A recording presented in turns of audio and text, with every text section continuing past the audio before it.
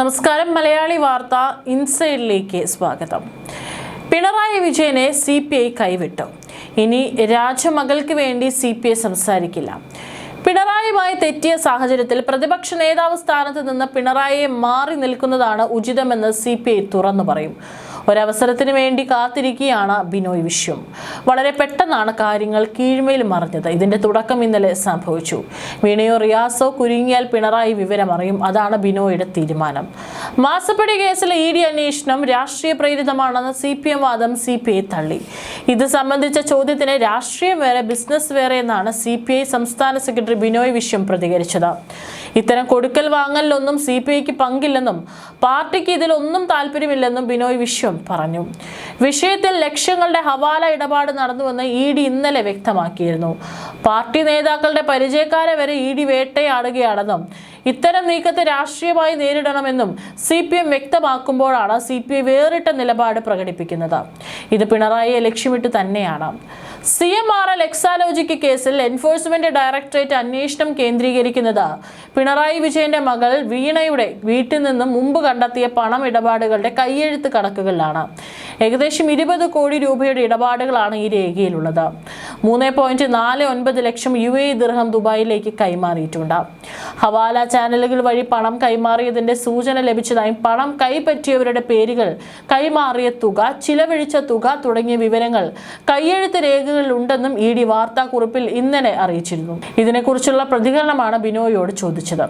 പ്രതിപക്ഷ ഉപനേതാവിനെ ചൊല്ലി LDFൽ CPI തർക്കം രൂക്ഷമായതിന് പിന്നാലെയാണ് ബിനോയുടെ പ്രതികരണം വന്നത്.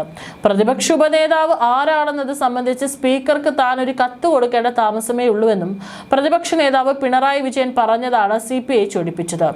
തൊട്ടു പിന്നാലെ പിണറായിയെ തള്ളി CPI സംസ്ഥാന സെക്രട്ടറി ബിനോയ് വിശ്വം രംഗത്തെത്തി. പിണറായിയുടെ രാഷ്ട്രീയ പക്വതയ്ക്ക് നിരക്കാത്ത പ്രസ്താവനയാണ് അദ്ദേഹം നടത്തിയത് എന്നായിരുന്നു ബിനോയ് വിശ്വത്തിന്റെ ആരോപണം. പ്രതിപക്ഷ ഉപനേതാവ് ആരെന്നത് സംബന്ധിച്ച് ആ കത്ത് താനാണ് എഴുതി കൊടുക്കേണ്ടതെന്നും കത്ത് കൊടുത്താൽ ഉപനേതാവ് വരും എന്നായിരുന്നു പിണറായി വാർത്താ സമ്മേളനത്തിൽ പറഞ്ഞത്. കത്തിലെ പേര് CPI നേതാവിൻ്റെതാകുമോ അതോ CPI നേതാവിൻ്റെതാകുമോ എന്ന ഘട്ടത്തിൽ മാധ്യമപ്രവർത്തകൻ ചോദിച്ചു. അതിൽ ഒരു സംശയവുമില്ല, CPI നേതാവിന്റെ പേരായിരിക്കുമെന്നായിരുന്നു പിണറായി മറുപടി നൽകിയത്. ഇതാണ് ബിനോയിയെ ചൊടിപ്പിച്ചത്. ഇപ്രകാരം ഒരു രീതിയിൽ സഖാവ് പിണറായി വിജയൻ സംസാരിക്കുമെന്ന് വിശ്വസിക്കാൻ തനിക്ക് പ്രയാസമുണ്ടായിരുന്നുവെന്നും തൊട്ടു പിന്നാലെ മാധ്യമങ്ങളെ കണ്ട ബിനോയ് വിശ്വം പറഞ്ഞു. അഥവാ അദ്ദേഹം പറഞ്ഞെങ്കിൽ അദ്ദേഹം വഹിക്കുന്ന പദവിക്കോ അല്ലെങ്കിൽ രാഷ്ട്രീയ പക്വതയ്ക്കോ നിരക്കുന്ന പ്രസ്താവനയല്ല അതെന്നും ബിനോയ് വിശ്വം പറഞ്ഞു. തർക്ക വിഷയങ്ങൾ തീർക്കേണ്ടത് ഉഭയകക്ഷി ചർച്ചയിലൂടെയാണ്. അതല്ലാതെ അദ്ദേഹം അങ്ങനെ പറഞ്ഞെങ്കിൽ LDFന്റെ സംസ്കാരത്തിന് നിരക്കാത്ത പ്രസ്താവനയാണെന്ന് ബിനോയ് വിശ്വം പറഞ്ഞു. പ്രതിപക്ഷ ഉപനേതൃസ്ഥാനം CPIക്ക് നൽകില്ലെന്ന പ്രതിപക്ഷ നേതാവ് പിണറായി വിജയൻ തീർത്തു പറഞ്ഞു. ചർച്ചയ്ക്ക് വാതിൽ തുറന്നിട്ടിരിക്കുകയാണെന്ന് CPI സംസ്ഥാന സെക്രട്ടറി ബിനോയ് വിശ്വം പ്രതികരിച്ചതിന് തൊട്ടു പിന്നാലെ എന്ത് ചർച്ചയാണ് വേണ്ടതെന്ന് ചോദിച്ച CPIയെ പിണറായി കടന്നാക്രമിച്ചു. ഇതോടെ ഈ പ്രശ്നത്തിൽ ഇരു പാർട്ടികളും തമ്മിലുള്ള ഭിന്നത പൊട്ടിത്തെറിയിലേക്ക് നീങ്ങി.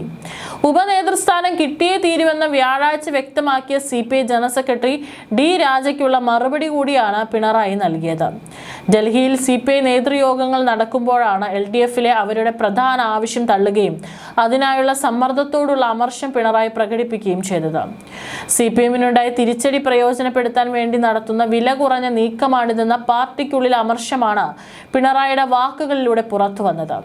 CPI നേതൃയോഗങ്ങളിൽ തന്നെ പ്രതിക്കൂട്ടിലാക്കി നടന്ന ചർച്ചയും പിണറായിയെ പ്രകോപിപ്പിച്ചിട്ടുണ്ടെന്ന് കരുതുന്നവരുണ്ട്. അതേസമയം ഐക്യത്തിനാണ് താല്പര്യമെന്നും തർക്കത്തിനില്ലെന്നും ഡൽഹിയിൽ പറഞ്ഞ ബിനോയ് വിശ്വം LDF യോഗം വിളിച്ചാൽ പങ്കെടുക്കുമെന്ന് തീരുമാനിച്ചിട്ടുണ്ടെങ്കിലും മറ്റ് ഘടകകക്ഷികളെ കൂട്ടി തങ്ങളുടെ ആവശ്യം തള്ളാമെന്നാണ് കരുതുന്നതെങ്കിൽ അത് അംഗീകരിക്കില്ലെന്നും വ്യക്തമാക്കി. പ്രതിപക്ഷ ഉപനേതാവിനെ ചൊല്ലി CPI പോര് മുറുകുന്നതിനിടെ വിഷയത്തിൽ LDF നിയമസഭാ കക്ഷിയിലെ മൂന്നാമത്തെ കക്ഷിയായ RJD ഇടപെട്ടു. ഉപനേതാവ് പദവി ഉൾപ്പെടെയുള്ള പാർലമെന്ററി പാർട്ടിയിലെ സ്ഥാനമാനങ്ങൾ പങ്കുവെക്കുകയാണെങ്കിൽ RJDയുമായി ആലോചിക്കണമെന്ന് party secretary general Varghese George പറഞ്ഞു. CPMും CPIയും കഴിഞ്ഞാൽ LDFന് നിയമസഭാ കക്ഷിയിൽ പ്രാതിനിധ്യമുള്ള ഒരേയൊരു പാർട്ടിയാണ് RJD. ജനങ്ങൾ തോൽപ്പിച്ചിട്ട് മുന്നണിയിലെ പ്രധാന കക്ഷികൾ പാഠം പഠിച്ചിട്ടില്ലെന്നും വർഗീസ് ജോർജ് വിമർശിച്ചു. ജനങ്ങളെ ബാധിക്കുന്ന വിഷയമാണ് ചർച്ച ചെയ്യേണ്ടത്. അതിനു പകരം ഉപനേതാവിനെ സംബന്ധിച്ച് നടക്കുന്ന തർക്കം മുന്നണിയുടെ പ്രതിച്ഛായയെ ബാധിക്കും. സുപ്രധാന നിയമസഭാ സമ്മേളനം നടക്കുമ്പോഴും LDF പാർലമെന്ററി പാർട്ടി യോഗം വിളിക്കാൻ കഴിയാത്തത് നിരാശാജനകമാണ്. എത്രയും വേഗം പാർലമെന്ററി പാർട്ടി വിളിച്ചുകൂട്ടണം, വർഗീസ് ജോർജ് ആവശ്യപ്പെട്ടു. ഇടതു മുന്നണിയുടെ സംഘടനാപരമായ ഘടനയെ ദുർബലപ്പെടുത്തിയതും രാജ്യസഭാ സീറ്റ് സംബന്ധിച്ച CPI നിലപാടുകളാണ്. 2022 ശ്രേയസ് കുമാർ ഒഴിഞ്ഞ RJDയുടെ രാജ്യസഭാ സീറ്റ് CPIക്ക് നൽകേണ്ടി വന്നു. ഇന്ത്യ ഒട്ടാകെ കമ്മ്യൂണിസ്റ്റ് പാർട്ടികൾ ക്ഷയിക്കുമ്പോൾ പാർലമെന്റിൽ സാന്നിധ്യം വേണമെന്ന് പറഞ്ഞാണ് അന്ന് RJDയുടെ സീറ്റ് CPI കരസ്ഥമാക്കിയതെന്ന് വർഗീസ് ജോർജ് പറഞ്ഞു. 2024 രാജ്യസഭാ സീറ്റിൽ ഒഴിവ് വന്നപ്പോഴും ആ സീറ്റ് CPI സ്വന്തമാക്കി. ആരാണോ രാജ്യസഭാ സീറ്റ് ഒഴിയുന്നത് അവർക്കാണ് അവകാശമെന്നായിരുന്നു അന്ന് CPI പറഞ്ഞത്. CPIയുടെ ഈ നിലപാട് കാരണം ചെറുകക്ഷികൾക്ക് ഇതോടെ മുന്നണിയിൽ സീറ്റ് ലഭിക്കാതെയായി. നേരത്തെ ജനതാദളും RSPയും അടക്കമുള്ള ചെറുകക്ഷികൾക്ക് റൊട്ടേഷൻ വ്യവസ്ഥയിൽ രാജ്യസഭാ സീറ്റുകൾ ലഭിച്ചിരുന്നു. ജനതാദളിലെ അരങ്ങിൽ ശ്രീധരൻ, കേരള കോൺഗ്രസിലെ വക്കച്ചൻ മറ്റത്തിൽ, RSPയിലെ പ്രേമചന്ദ്രൻ എന്നിവർക്ക് സീറ്റ് ലഭിച്ചതും അങ്ങനെയാണ്. എന്നാൽ അതിന് വിരുദ്ധമായുള്ള CPIയുടെ സമീപനമാണ് മുന്നണിയിലെ ജനാധിപത്യ കക്ഷികളുടെ രാജ്യസഭാ പ്രാതിനിധ്യം ഇല്ലാതാക്കിയത്. നിലവിൽ LDFൽ 8 കക്ഷികൾക്കാണ് നിയമസഭയിൽ പ്രാതിനിധ്യം ഇല്ലാതായതെന്ന് വർഗീസ് ജോർജ് പറഞ്ഞു. എന്ത് വിട്ടുവീഴ്ചയാണ് വേണ്ടത്? ആരാണ് വിട്ടുവീഴ്ച ചെയ്യേണ്ടത്? ഇല്ലാത്തൊരു പ്രശ്നം ചർച്ച ചെയ്യണമെന്ന് പറഞ്ഞാൽ എന്ത് ചർച്ച ചെയ്യാനാണ്? കേരളത്തിൽ ഏതെങ്കിലും കാലത്ത് ഇത്തരമൊരു പ്രശ്നം ഉണ്ടായിട്ടുണ്ടോ? LDF യോഗം ചേരാൻ കഴിയാത്ത പ്രതിസന്ധിയില്ല. യോഗം അതിന്റെ വഴിക്ക് ചേരുമെന്നും പിണറായി വിജയൻ പറഞ്ഞു. പിണറായിയെയും മകളെയും സംരക്ഷിക്കുന്ന നിലപാടാണ് ഇക്കാലം അത്രയും CPI സ്വീകരിച്ചിട്ടുള്ളത്.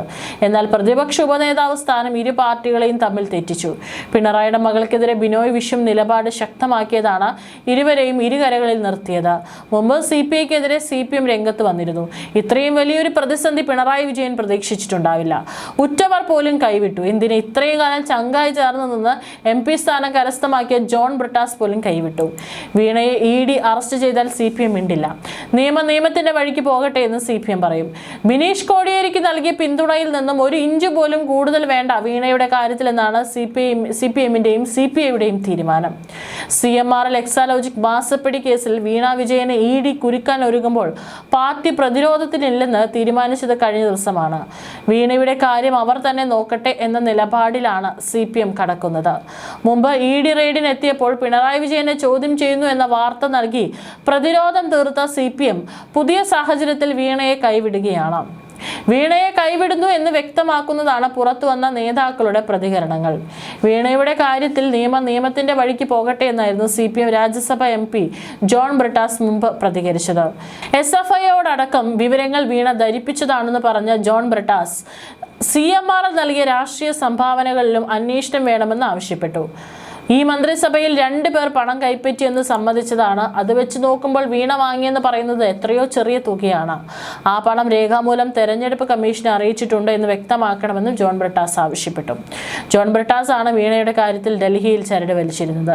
കേന്ദ്ര BJP നേതാക്കളുമായി അടുത്ത ചങ്ങാത്തം ബ്രിട്ടാസിനുണ്ട്. ഇത്രയും കാലം പിണറായി മുഖ്യമന്ത്രിയായിരുന്നതിനാൽ ബ്രിട്ടാസിന്റെ ചരട് വലികൾ നിഷ്പ്രയാസം നടക്കുമായിരുന്നു.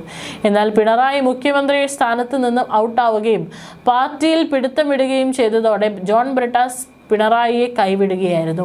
വീണയെ പരസ്യമായി തള്ളിപ്പറയാനും ബ്രിട്ടാസ് തയ്യാറായി. വരും ദിവസങ്ങളിൽ പല നേതാക്കളും പിണറായിയെ വിളിച്ചാൽ ഫോൺ എടുക്കാത്ത അവസ്ഥയിലെത്തും. ബിനോയ് വിശ്വത്തിന്റെ നീക്കങ്ങൾ നിരീക്ഷിക്കാനുള്ള നടപടികൾ മുമ്പേ പിണറായി തുടങ്ങിയിരുന്നു. VD സതീഷിനുമായി ബിനോയ് വിശ്വം കണ്ടെന്നാണ് പിണറായിയുടെ സംശയം. MR അജിത് കുമാറിന്റെ കാര്യത്തിലും CPI ഏറ്റെടുത്ത നിലപാട് പിണറായിയെ ബുദ്ധിമുട്ടിച്ചു. ബിനോയ് വിശ്വത്തിന്റെ ശക്തമായ നിലപാട് കാരണമാണ് അജിത് കുമാറിനെ പോലീസിന് പുറത്തേക്ക് മാറ്റിയത്. എന്നാൽ അജിത് കുമാർ ആവശ്യപ്പെടുന്ന എല്ലാ സൗകര്യങ്ങളും സർക്കാർ നൽകി.